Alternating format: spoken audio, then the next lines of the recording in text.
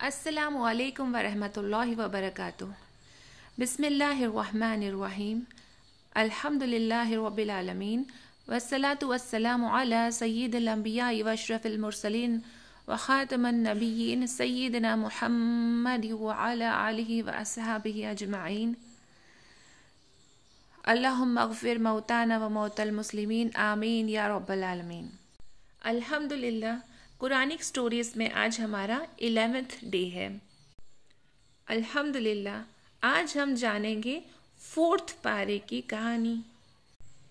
लेकिन इससे पहले आपको मालूम है कि आपको कोई काम लगाया जाता है अक्सर आपके ज़िम्मे। हम जानते हैं कि नन्हे मुन्ने प्यारे से परिंदे पानी की तलाश में होते हैं, तो हमें चाहिए, ख़ास तौर से गर्मी के मौसम में, तो हमें चाहिए कि भाई अच्छा सा बाउल लेकर उसमें पानी भर कर रखे, उनके भी ख्याल रखे। ये भी मखलूक की खिदमत होगी, ये भी सदका जारिया है, इसका भी सवाब है, इससे अल्लाह ताला बहुत खुश होते हैं। अब हम चलते हैं हमारी चौथे पारे की कहानी की तरफ। चौथे पारे में एक ही वाक़या है। जब हज़रत मोहम्मद सल्लल्लाहु अलैहि वसल्लम मक्का से मदीने की तरफ हिजरत किए, और आपको याद है कि आप सल्लल्लाहु अलैहि वसल्लम ने हिजरत क्यों की थी?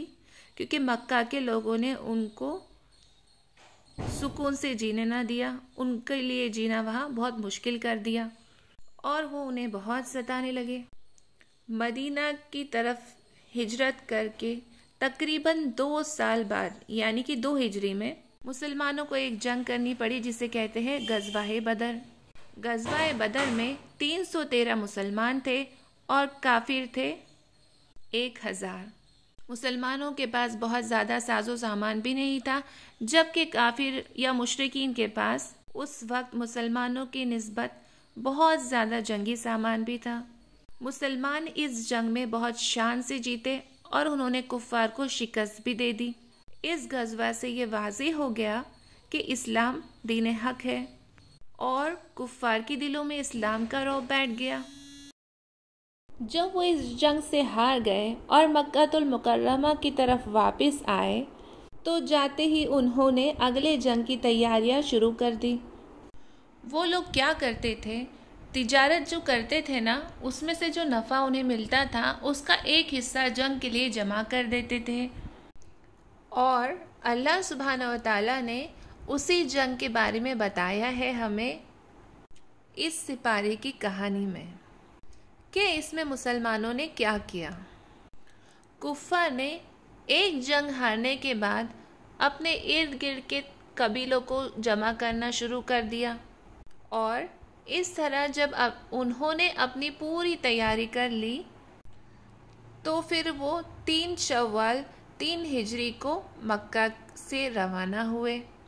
उस वक्त में कुफ़ार की तादाद थी 3200 घुड़सवार थे और 700 ऐसे लड़ाकू जवान थे जिन्होंने लोहे के कुर्ते यानी प्रोटेक्टिव शील्ड्स पहन रखी थी, और ऊँट तो उनके पास बहुत ज़्यादा थे, हज़ारों में थे।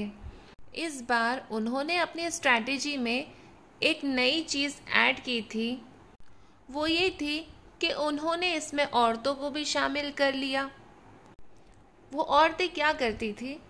वो औरतें शेर गा गा कर उनकी आदमियों को जोश दिलाया करती थी, मतलब एंथुजियाज़म पुट करना उनका काम था, एनकरेज करती थी। उन्हीं दिनों आप सल्लल्लाहु अलैहि वसल्लम के कज़िन चचाज़ाद भाई, उनका नाम था अब्बास बिन अब्दुल मुत्तलिब। आप सल्लल्लाहु अलैहि वसल्लम के चचा जो थे वो मक्का में मौजूद थे। अभी वो मुसलमान नहीं हुए थे। हज़रत अब्बास बिन अब्दुल मुत्तलिब और इनके बेटे हज़रत अब्दुल्ला बिन अब्बास, ये आप सल्लल्लाहु अलैहि वसल्लम के चचाज़ाद भाई थे। हज़रत अब्बास बिन अब्दुल मुत्तलिब मुसलमान तो नहीं हुए थे, लेकिन मुसलमानों के लिए उनके दिल में मोहब्बत पैदा हो चुकी थी। जब उन्होंने देखा कि यहाँ के लोग मुसलमानों से जंग के लिए जा रहे हैं, तो उन्होंने अपना एक आदमी आप सल्लल्लाहु अलैहि वसल्लम की तरफ भेजा ताकि वो उन्हें बता सके कि ये लोग आपके साथ जंग के लिए निकल रहे हैं। लेकिन आप सल्लल्लाहु अलैहि वसल्लम को ये बात पहले से भी पता थी। जब कुफ़ार की रवानगी का पता चला तो आप सल्लल्लाहु अलैहि वसल्लम ने सहाबियों को इकट्ठा फरमाया और उनसे मशवरा किया कि कुफ़ार का मुकाबला कैसे किया जाए। उनमें से कुछ ने कहा कि मदीना में ही रहकर मुकाबला किया जाए, जबकि कुछ लोगों का ये कहना था कि मदीना से कुछ दूर ही लड़ाई किया जाए किसी मैदान में। इसमें बेहतरी ये भी है कि शहर में बच्चे, बूढ़े, औरतें मौजूद हैं, तो उनको इससे दूर रखा जाए और उन्हें प्रोटेक्ट किया जाए। अब जब ये बात हो ही रही थी तो आप सल्लल्लाहु अलैहि वसल्लम उठे और उठकर अपने हुजरे में रवाना हुए और आप सल्लल्लाहु अलैहि वसल्लम ज़िरा पहनकर तशरीफ़ लाए। ये इशारा था कि आप सल्लल्लाहु अलैहि वसल्लम शहर से बाहर मैदान में मुकाबला करना चाहते हैं। फिर 13 शव्वाल 3 हिजरी को जुम्मतुल मुबारक की नमाज के बाद गज़वतुल बदर की तरह आप सल्लल्लाहु अलैहि वसल्लम ने 3 झंडे तैयार किए।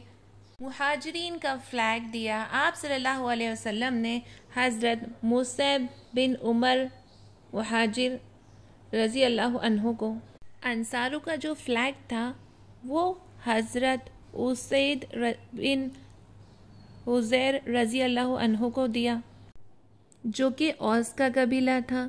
और जो खिज़रत का झंडा था वो हज़रत हब्बाब बिन मंज़र रज़ी अल्लाह तआला अन्हु को दिया गया था। तो यहाँ पर 1000 मुसलमान थे, लेकिन इस जंग में 2000 कुफ़ार की तादाद इनसे भी ज़्यादा थी। साथ ही में कुफ़ार के पास लड़ाई का सामान भी बहुत ज़्यादा था। इस जंग के सबसे नुकसान वाली बात ये थी कि इसमें मुनाफिकीन भी शामिल थे।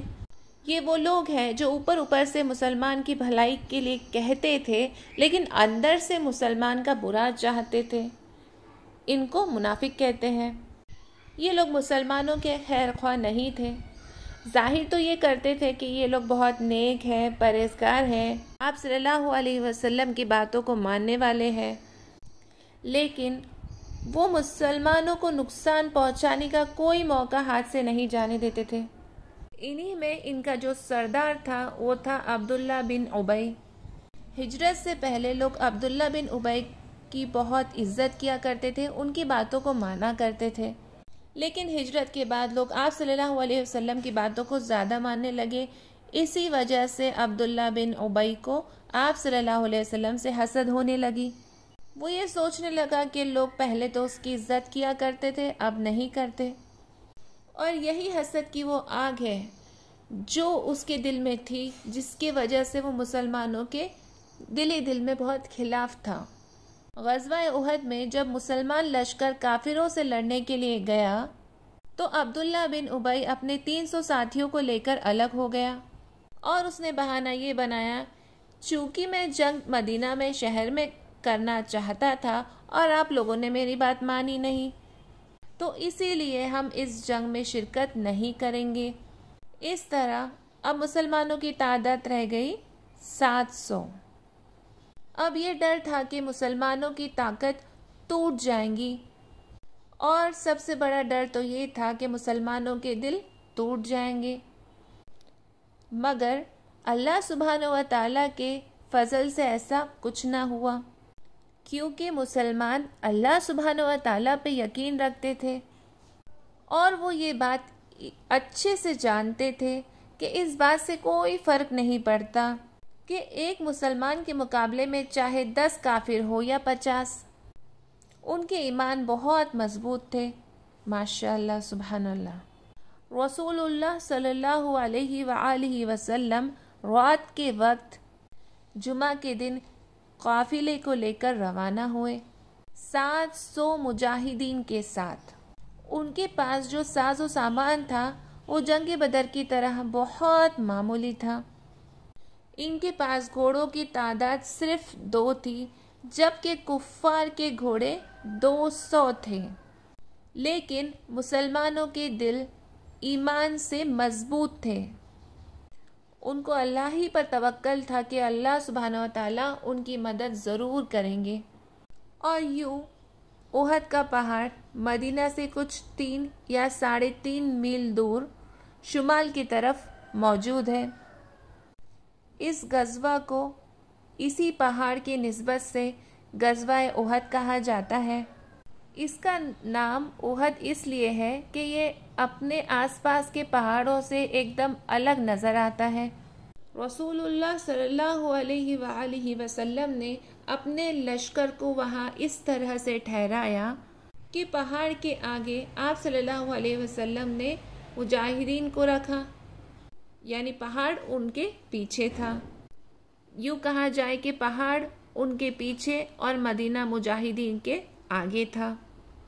इस पहाड़ पर एक दर्रा था, यानी सुराख था, और यहाँ पर ये खतरा था कि कुफ़ार उस सुराख के ज़रिए से ना आ जाए, यानी कुफ़ार उस दर्रे के ज़रिए से, उस सुराख के ज़रिए से आकर मुसलमानों पर हमला कर सकते थे। हुजूर सल्लल्लाहु अलैहि वसल्लम ने इसका इंतज़ाम कुछ ऐसे किया कि 50 तीर अंदाज को वहाँ रखा कि वहाँ पर वो फिक्स्ड रहे उनकी प्लेस, ताकि वो वहाँ पर से हमला कर सके। यूँ कहे कि इन लोगों को आप सल्लल्लाहु अलैहि वसल्लम ने हिफाजत का ज़िम्मा दिया और उन्होंने कहा कि जंग की कोई भी हालत हो, मुसलमान हार रहे हो या जीत रहे हो, आपने अपनी जगह से नहीं हटना।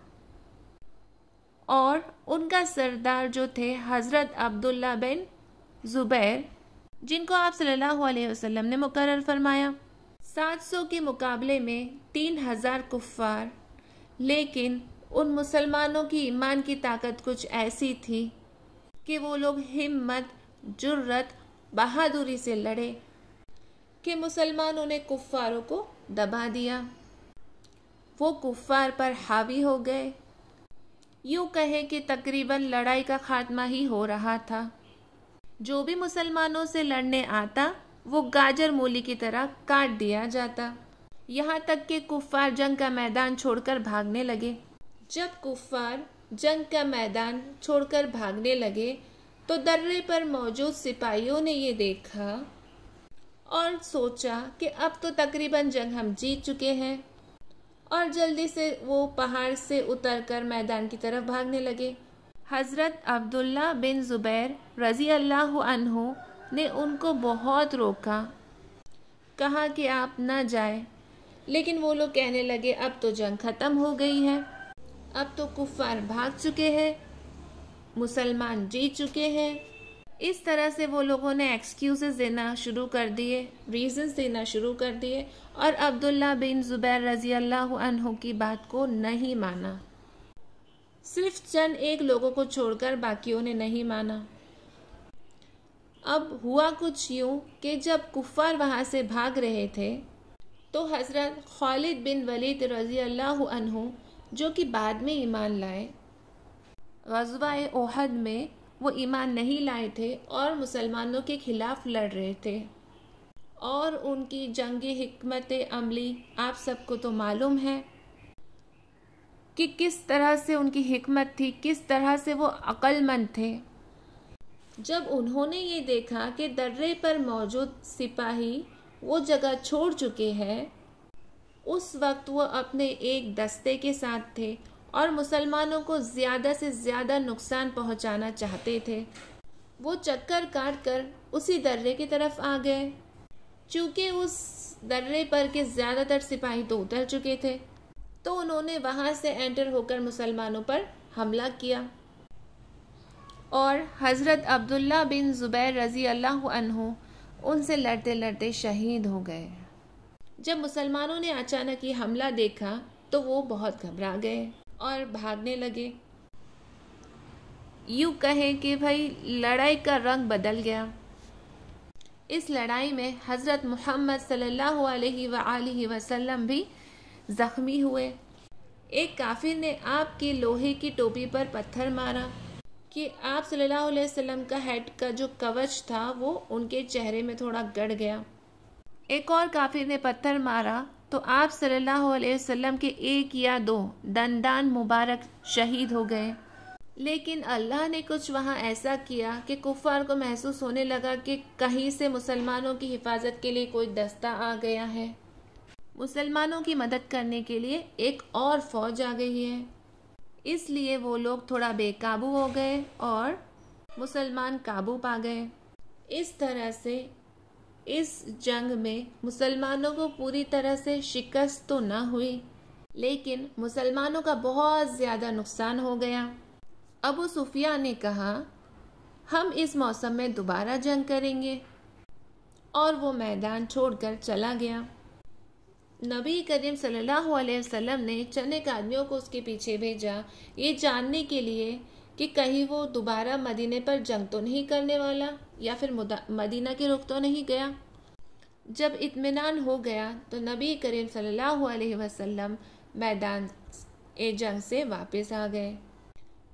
इस गज़वा में तकरीबन 70 से 80 मुसलमान शहीद हो गए और 23 या 24 कुफ़ार भी मर गए। मुसलमानों के शहदा में हज़रत हमज़ा बिन अब्दुल मुत्तलिब रज़ी अल्लाह अन्हा भी शहीद हो गए, जो आप सल्लल्लाहु अलैहि वसल्लम के बहुत करीबी रिश्तेदार और साथी थे। असल में इस लड़ाई की जो सारी की सारी काया जो पलटी, वो दर्रे वाले सिपाहियों की वजह से हुआ कि वो नबी करीम सल्लल्लाहु अलैहि वसल्लम की नसीहत को भूल गए। इसी किस्सा के बारे में सुनाते हुए अल्लाह सुब्हानहू व तआला सूरह आले इमरान में बताते हैं कि अल्लाह सुब्हानहू व तआला मुसलमानों की मदद करते हैं और अल्लाह का वादा तो सच्चा होता है। इसमें अल्लाह ने मुनाफिकों के बारे में भी कहा है और उन्हें भी डांटा है। और इस जंग में जो कुछ भी हुआ, इसमें अल्लाह ताला ने मुसलमानों को तसल्ली भी दी, इत्मीनान भी दिया। और अल्लाह सुब्हानहू व तआला इस सूरत में हमें बताते हैं कि जो शुहदा है उनको मुर्दा ना कहो, बल्कि शहीद तो अल्लाह के पास रिस्क पाते हैं और वो लोग तो बहुत ज़्यादा खुश होते हैं। अल्लाह सुब्हानहू व तआला ने ये भी बताया कि इस जंग में जो मुजाहिदीन थे, जो सहाबा थे, अल्लाह ने उनके ईमान की कैफियत को भी ज़्यादा कर दिया है, लेकिन उन्हें मज़ीद अलर्ट होना होगा, चौकन्ना होना होगा। इसी तरह से अल्लाह सुब्हानहू व तआला सूरह आले इमरान में अपने दोस्तों का भी जिक्र फरमाते हैं। अल्लाह फरमाते हैं, मेरे प्यारे बंदे वो हैं जो मुझे उठते बैठते लेटते हुए याद करते हैं, और ये लोग ऐसे होते हैं जो हर काम करने से पहले अल्लाह की खुशनुदी चाहते हैं। वो लोग ये ज़रूर देखते हैं कि इस काम को करने से पहले ये सोचते भी हैं कि अल्लाह इस काम करने से खुश होंगे या नाराज़। अल्लाह जिस काम से खुश होते हैं वह उसे करते हैं, और जिससे नाराज़ होते हैं वो उस काम से दूर हो जाते हैं।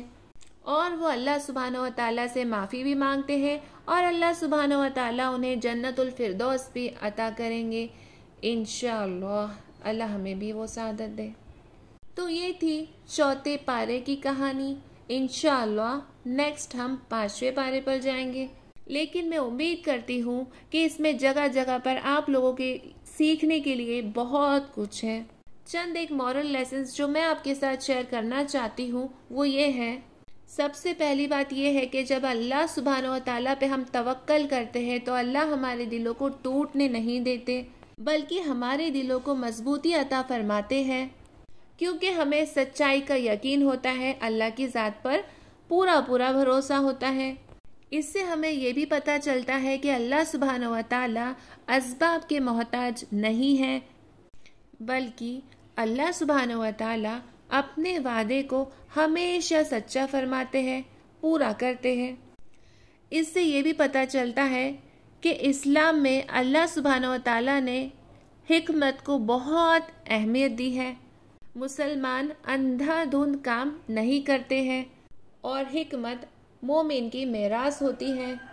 इस कहानी से हमने जो और सबक भी सीखे वो ये है कि इंसान हसद में अंधा हो जाता है और अच्छे लोग तो किसी से भी हसद नहीं करते, मतलब जेलसी नहीं होती।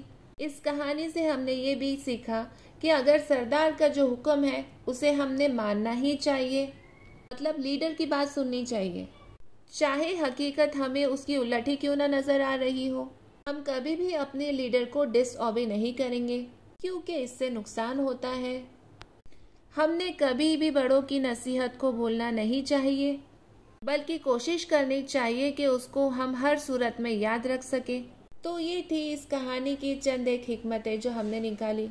उम्मीद है कि बाकी की आप लोग खुद ज़रूर ढूंढेंगे इंशाअल्लाह। अल्लाह ताला पूरे के पूरे दीन पर अमल करना हमारे लिए बहुत आसान करे। अस्सलामु अलैकुम वरहमतुल्लाहि वबरकातुहू।